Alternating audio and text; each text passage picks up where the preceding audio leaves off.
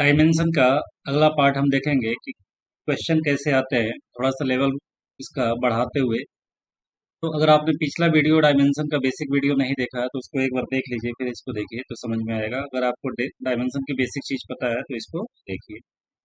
तो डायमेंशन की सबसे पहले एक फीचर देखेंगे कि अगर मान लीजिए कोई ये लेंथ है और इसमें कोई क्वांटिटी अल्फा ऐड है, ठीक है, एल के साथ अल्फा ऐड है, तो एल हमारा क्या है? लेंथ है। एल हमारा लेंथ। तो अल लेंथ के साथ लेंथ ही ऐड होगा, यानी कि अल्फा भी एक तरह की क्या होगी? लेंथ ही होगी। अल्फा भी हमारी एक तरह की क्या होगी? लेंथ ही होगी। तो जो डायमेंशन एल का होना चाहिए वही डायमेंशन अल्फा का होना चाहिए, यानी अल्फा का डायमेंशन क्या होगा? एल के इक्वल होगा। सिमिलरली अगर कोई क्वांटिटी मान लीजिए मास में ऐड है एम प्लस बीटा, एम क्या है? मास है। तो बीटा को भी मास ही होना चाहिए पड़ेगा, क्योंकि मास के साथ मास ही ऐड होगा।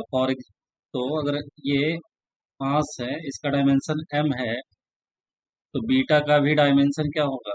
बीटा का भी डायमेंशन एम होगा। बीटा का भी डायमेंशन हमारा एम होगा। फॉर एग्जांपल ले लें कि अगर किसी टोकरी में मैंगो है, उसके साथ सिर्फ और सिर्फ मैंगो ही रखा जा सकता है। उसके साथ सिर्फ और सिर्फ मैंगो ही रखा जा सकता है। और मैंगो मैंगो टू मैंगो नहीं होगा, मैंगो होगा। इसका मतलब ये है कि आपको टोकरी में क्वांटिटी नहीं बता रही कितना आम है, बस ये बताया जा रहा है कि ये आम की टोकरी है। अगर आपके पास बनाना है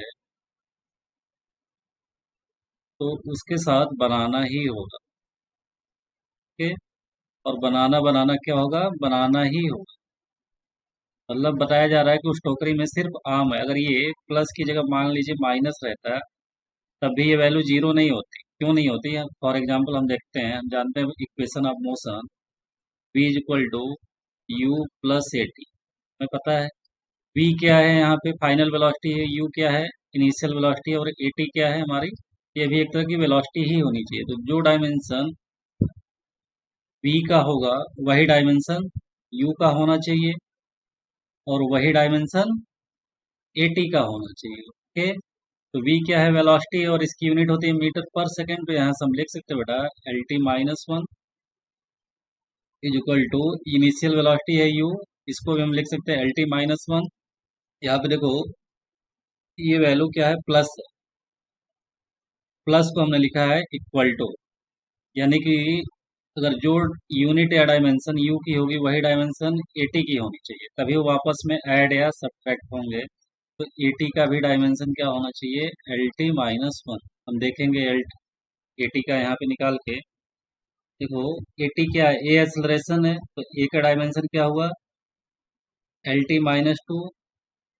और टी का डायमेंशन क्या हुआ? Capital T. तो इसको जब सॉल्व सिंप्लीफाई करेंगे तो ये वैल्यू हमको मिल गई एल टी माइनस वन। देखिए ये माइनस टू है, ये प्लस वन है, तो माइनस टू और प्लस वन आपको क्या देगा? माइनस वन देगा। तो इस तरह से हमने देखा कि सेम ऐसी फिजिकल क्वांटिटी जिनकी यूनिट सेम है वही आपस में ऐड या सब्ट्रैक्ट हो रहे हैं। तो रूल यहाँ से ये होता है कि one quantity one quantity can be can be added और subtracted subtracted with a with a similar quantity with a similar quantity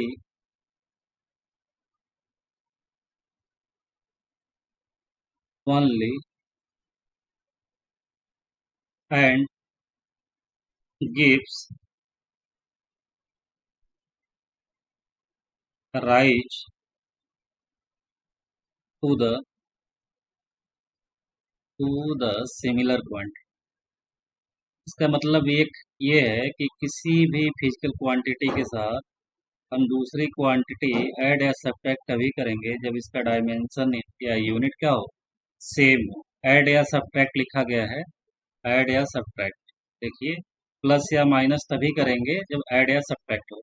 तो यहाँ पे एक चीज़ देखिए कि अगर यहाँ पे डायमेंशन एल है और ये माइनस एल है, तो ये आपका जीरो नहीं होगा, ये सिर्फ एल होगा। फॉर एग्जाम्पल जैसे हमने बताया कि एक केले केले की टोकरी से अगर एक कुछ केले निकाल लो, तो ऐसा नहीं है कि उस टोकरी में जीरो केला बचेगा। उस वो टोकरी क्या रिप्रेजेंट करेगा? केले की ही टोकरी रिप्रेजेंट करेगी। बस एक समझाने के लिए मैंने लिया है। तो यहाँ पे एल माइनस एल क्या होगा? एल ही होगा। फॉर एग्जाम्पल अगर हम देखें v equal to u minus a t, तो जो डायमेंशन u का वही डायमेंशन ए टी का।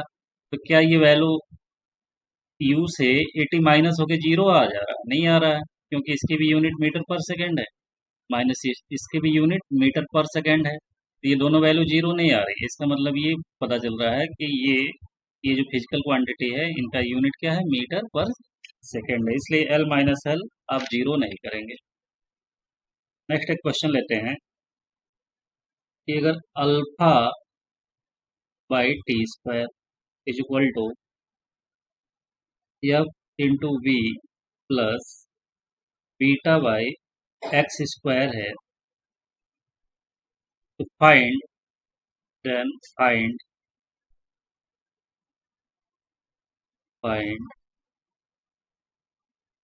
डायमेंशन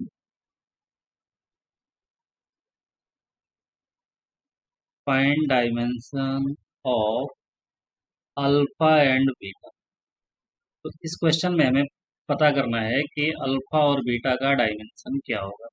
बेटा हमें पता है कि अल्फा बाई टी स्क्वायर का जो डायमेंशन होना चाहिए, वही डायमेंशन देखो प्लस और माइनस से हम इक्वल करेंगे, एफ इंटू वी का डायमेंशन होना चाहिए, और वही डायमेंशन होना चाहिए किसका? बीटा बाई एक्स स्क्वायर का। Okay,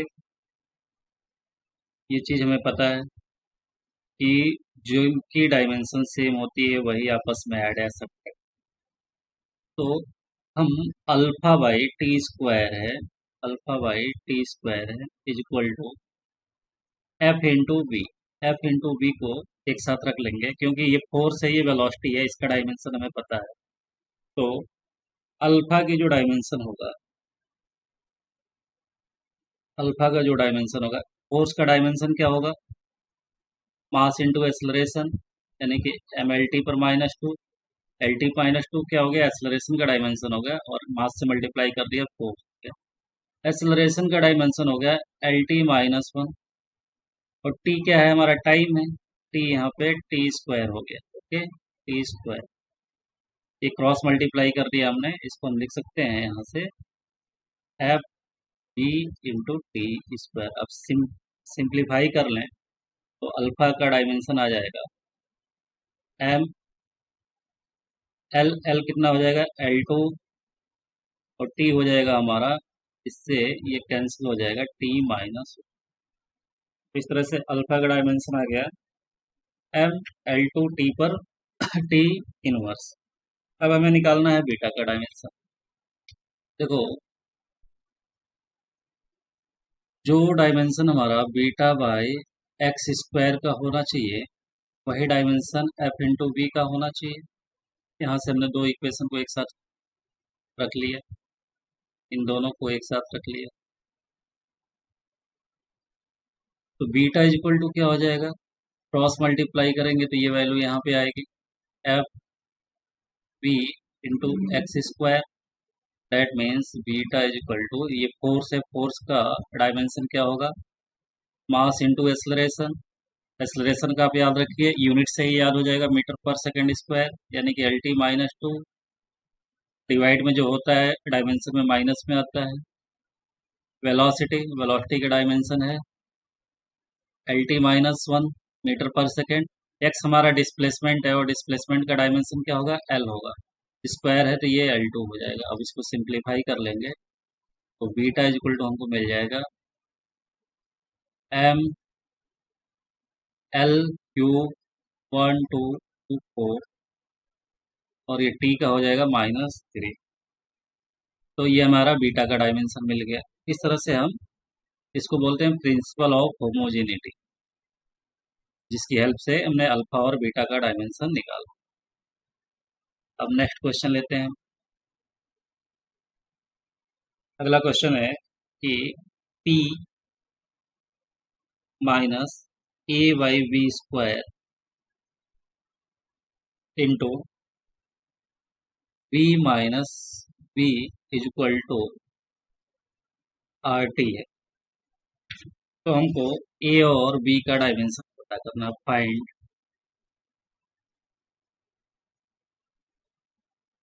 dimension of find dimension of A and B. Okay, तो हम जानते हैं कि देखिए P minus A by B square है हमारा जो प्रिंसिपल ऑफ होमोजेनिटी है।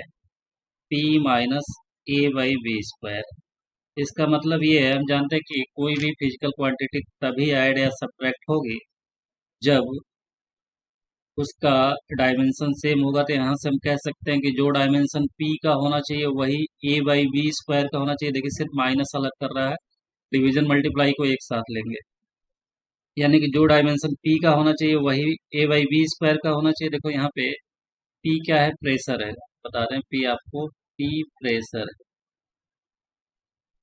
ओके, V वॉल्यूम है, V वॉल्यूम है, R हमारा गैस कांस्टेंट है,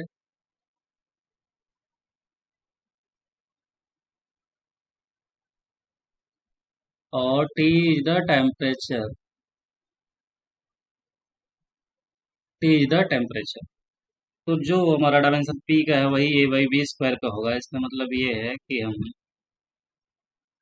ए का डायमेंशन चाहिए तो ए इज इक्वल टू हम लिख सकते हैं P इंटू वी स्क्वायर। और P क्या है, प्रेशर है, यानी कि फोर्स पर यूनिट एरिया, इसको हम लिख सकते हैं force per unit area, this is V square. तो ए इज इक्वल टू हो जाएगा, फोर्स का क्या होता है, mass into acceleration, M L T पर minus two divide by area, length into breadth होता है, लेंथ का डायमेंशन एल, ब्रेथ का भी डायमेंशन एल, यानी कि एल टू हो गया। ये वी स्क्वायर है, वॉल्यूम है, length into breath into height, या दैट मीन्स एल थ्री हो गया, और इसका स्क्वायर। तो ए का डायमेंशन हमको मिल गया। अब सिंप्लीफाई कर लेंगे, एम, यहाँ देखो एल टू है, यहाँ एल का पावर सिक्स है, ये थ्री और टू सिक्स हो जाएगा, तो इससे ही कैंसिल हो जाएगा, यहाँ पे बच जाएगा कितना, L to the power four, और ये एक एल है, यानी कि M L to the power five और T to the power minus. Okay,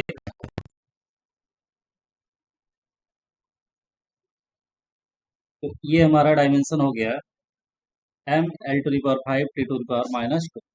अब हमें अगर v का निकालना है तो हम जानते हैं बेटा, यहाँ से जो वॉल डायमेंशन होगा v का वही डायमेंशन होगा v का, क्योंकि ये सब्ट्रैक्ट हो रहे हैं। तो जो डायमेंशन होना चाहिए v का वही डायमेंशन होगा v का। और v क्या है, वॉल्यूम है, हम जानते हैं वॉल्यूम होता है length into breath into height, यानी कि लेंथ, ब्रेथ भी हम लेंथ में ही मेजर करेंगे और हाइट को ही भी लेंथ में ही मेजर करेंगे। तो v का डायमेंशन क्या हो गया, एल क्यूब हो गया, है ना, एल क्यूब। तो ये चीज हमें आप समझ में आ गई।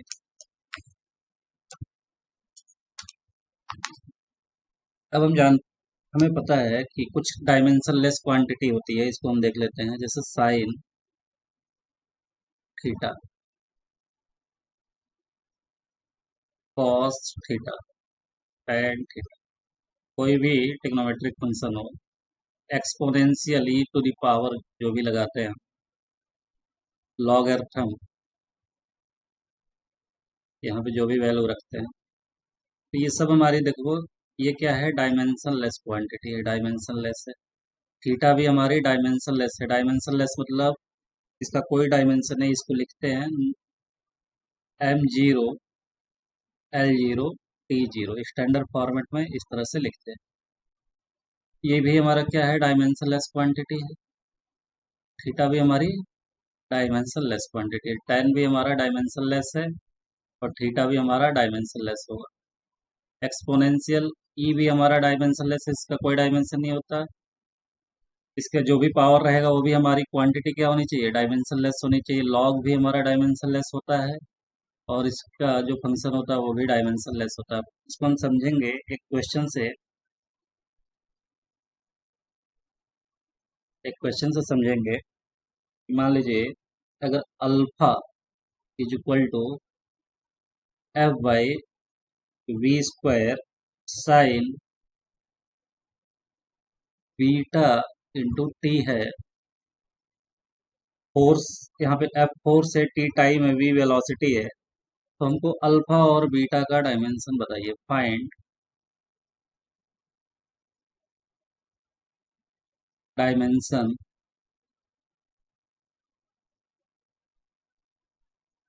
Find dimension of alpha and beta, है ना।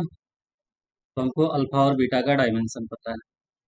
तो देखो यहाँ से अल्फा इज इक्वल टू दिया गया क्वेश्चन में, अल्फा इज इक्वल टू दिया गया है F by B square sine beta T. इसका मतलब ये है कि देखो साइन का जो फंक्शन होता है थीटा, ये डायमेंशन लेस होता है।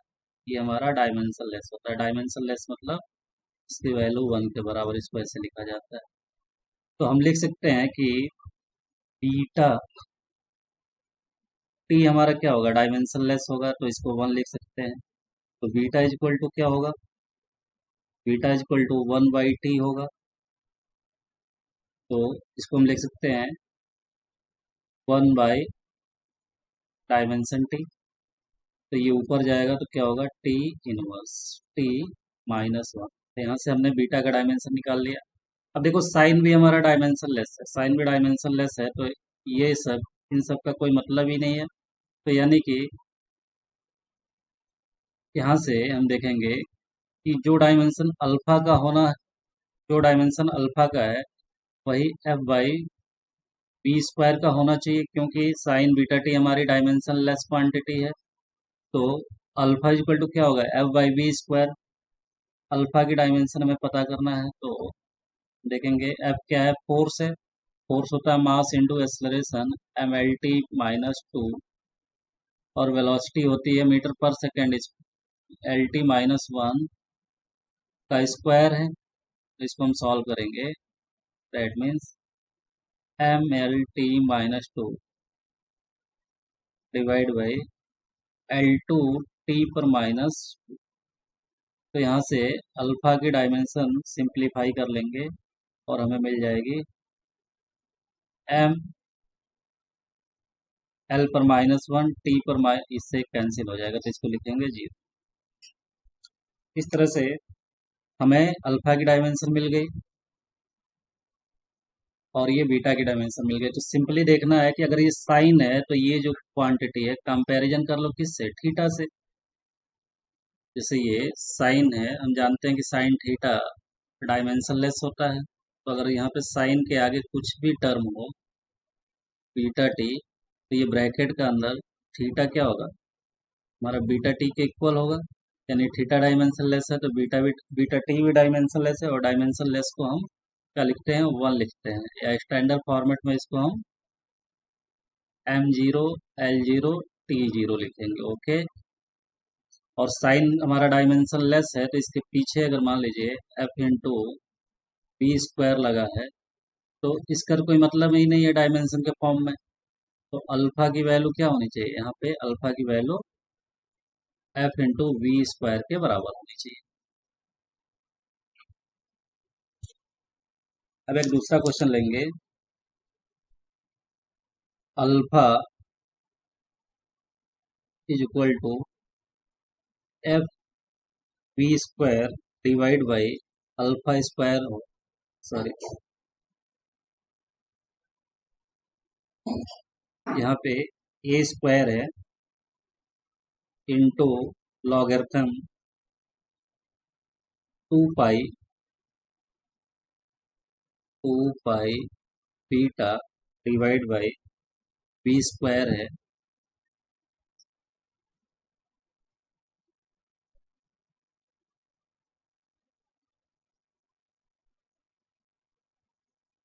This is two pi B upon V square है। तो हमको बताना है कि find dimension of,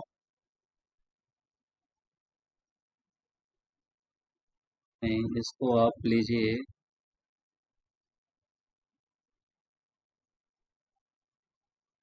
this is beta log 2 pi beta divide by B square, this is B square. हमें फाइंड करना है, फाइंड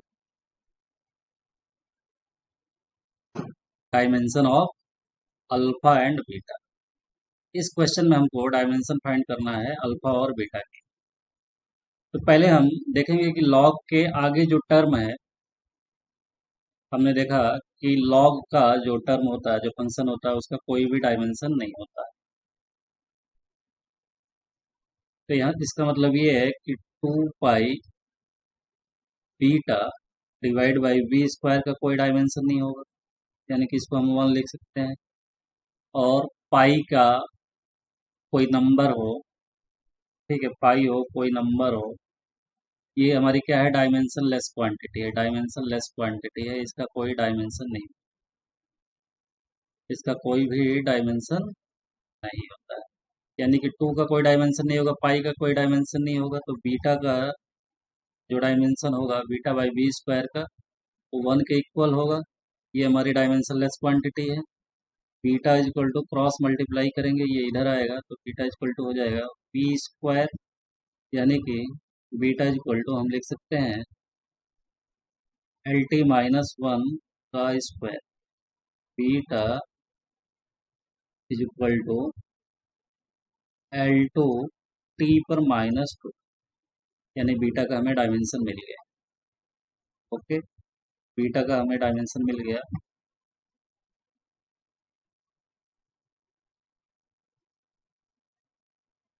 2 पाई बीटा स्क्वायर, हाँ ठीक है, बीटा का हमें डायमेंशन मिल गया।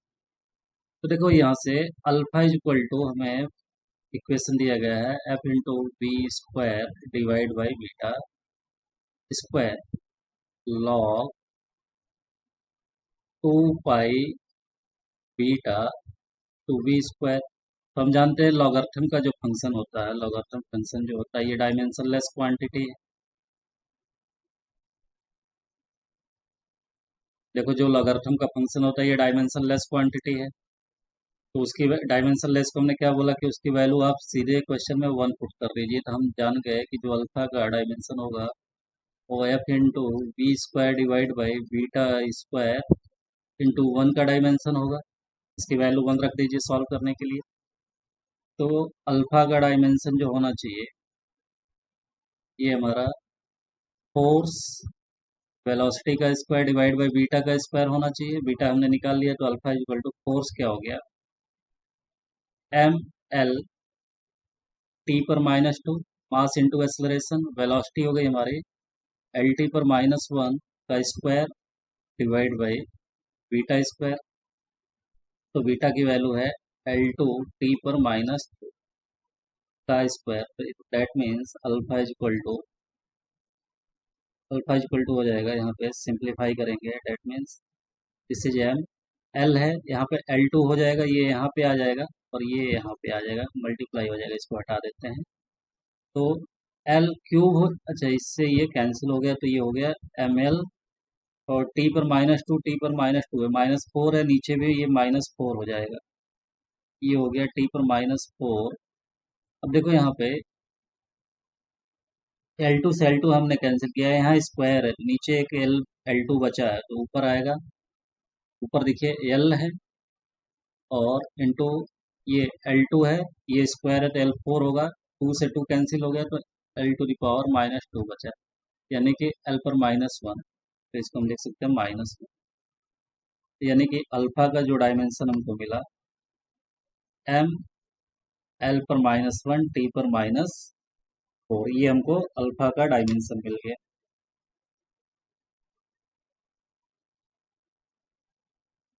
यहाँ पे -4 नहीं होगा, अल्फा का जो डायमेंशन होगा ये -2 है, -2 है, तो ये -4 हो गया, -4 कैंसिल हो जाएगा। देखिए t⁻−2 है, इससे ये कैंसिल हो गया, तो ये हो जाएगा 0। ये हो गया हमारा 0। तो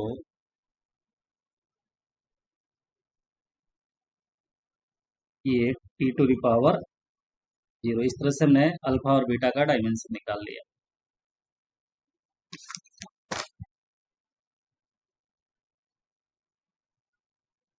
एक हम क्वेश्चन देख रहे हैं कि आप खुद चेक करें। p = 3 f v² divide by π² t²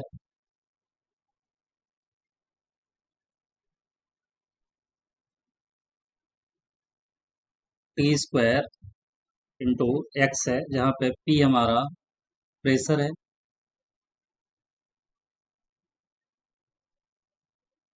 f is the force, pi constant है, t क्या है, टाइम है, t टाइम है, x डिस्प्लेसमेंट है,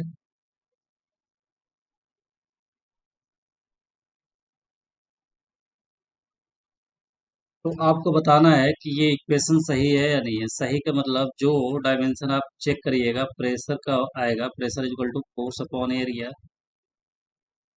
क्या वही